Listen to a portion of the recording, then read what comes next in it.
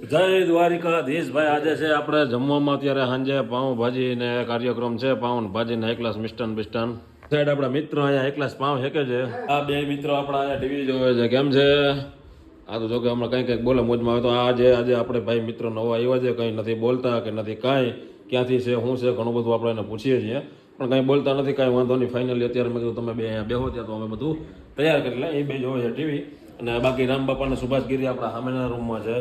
પછી વચ્ચે છે આપણે વચ્ચે તો એ અત્યારે બારમાં ખાટલી જે બે છે હમણાં એને લઈ લેશું અહીંયા અંદર.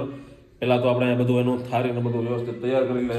એક આપણા ભાઈ હોતા છે ઉપર પાઉં હરખા એક જો મિત્ર.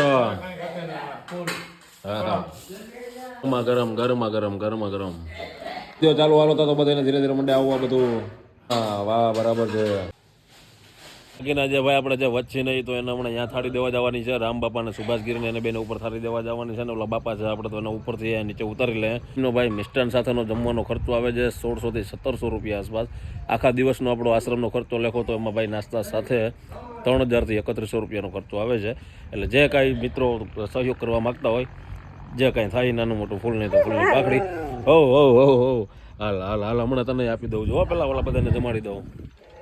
હજુ ભાઈ સાંજના સમયે અત્યારે બધા આપણા જે જીવ છે એને વ્યવસ્થિત રીતે ખાવા પીવાનો કાર્યક્રમ નાખી દીધો છે. જે પાઉંભાજીનો પ્રોગ્રામ છે એ છે વેદિકા બેન તરફથી. એનો જન્મદિવસ છે તો જન્મદિવસની હાર્દિક શુભકામનાઓ ઢીંગલીને ભગવાન દ્વારિકાધીશ હંમેશા ખુશ રાખે એવી પ્રાર્થના.